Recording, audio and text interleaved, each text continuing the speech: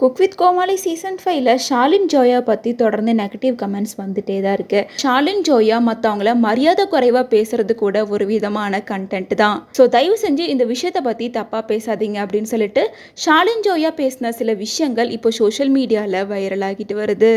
Cook with Comali season 5 start ஆனதுலேருந்து இப்போ வரைக்கும் ஷாலின் ஜோயா யாருக்குமே மரியாதை கொடுத்து பேசுறதில்ல. எல்லாரையும் ஏய் வா போ அப்படின்னு வயசு வித்தியாசம் பார்க்காம மரியாதை குறைவாக தான் பேசிகிட்டு இருக்காங்க.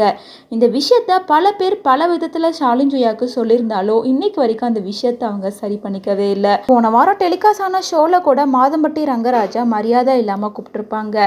அதுக்கு புகழ் அப்படி சொல்லக்கூடாது, இப்படி சொல்லி பார்க்கலாம் அப்படின்ற மாதிரி சொல்லி கொடுத்து கூட திரும்ப அவங்க அந்த மாதிரியே தான் கூப்பிட்டுட்டு இருக்காங்க. இவங்க இப்படியெல்லாம் பண்ணுறது தப்புன்னு தெரிஞ்சுக்கிட்டே இப்படி பண்ணுறாங்க அப்படின்னு சொல்லிட்டு தொடர்ந்து ஷாலின் ஜோயா பற்றி பலருமே நெகட்டிவ் கமெண்ட் தான் பண்ணிட்டு இருக்காங்க.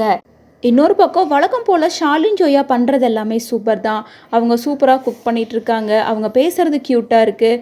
குக் வித் கோமாளியே நாங்கள் அவங்களுக்காக தான் பார்க்குறோம். அவங்க பேசுகிறது எல்லாமே ரொம்ப ஃபன்னாக இருக்குது அப்படின்னு சொல்லிட்டு நிறைய பேர் ஷாலின் ஜோயாவுக்கு சப்போர்ட்டும் பண்ணிகிட்ருக்காங்க. இதனால் ஷாலின் ஜோயா அவங்களோட ஸ்டோரியில் ஒரு போஸ்டர் ஷேர் பண்ணியிருக்காங்க. அதில் ஃபேன் ஒருத்தர் ரீசெண்டாக ஷாலின் ஜோயாவை பற்றி பயங்கரமான நெகட்டிவ் கமெண்ட்ஸ் வந்துட்டுருக்கு. ரீசன் என்ன அப்படின்னு பார்த்தா அவங்க செஃப்பை மரியாதை இல்லாமல் பேசுகிறாங்கன்னு நெகட்டிவாக அவங்கள பற்றி ஸ்ப்ரெட் பண்ணிகிட்ருக்காங்க. Cook with Comali live telecast கிடையாது, எபிசோடாக நம்ம பார்க்குறோம். அவங்க டீமை ஃபன் பண்ணுறதுக்காக கண்டென்ட் தராங்க. அப்படி செஃப் தாமு சாருக்கு கஷ்டமாக இருந்தால் ஷூட் நடக்கும் போதே அப்போவே சொல்லியிருப்பாரு. இல்லைனா எடிட்டிங்கில் அந்த சீனை கட் பண்ணி தூக்கியிருக்கலாம், இல்லை டெலிகாஸ்ட் பண்ணாமல் கூட இருந்திருக்கலாம். அந்த மாதிரி ஏன் குக் வித் கோமாளி டீம்லேருந்து பண்ணவே இல்லை? ஏன்னா அவங்க பண்ணினது ஒரு ஃபன் கண்டென்ட். அவரோட பர்மிஷன் இல்லாமல்லாம் இந்த மாதிரி பண்ணியிருக்க மாட்டாங்க. ஸோ இந்த மாதிரி பேசுகிறது அவருக்கும் பிடிச்சிருக்கும் அப்படிங்கிறனால மட்டும்தான் இதை அப்படியே விட்டுட்டாங்க.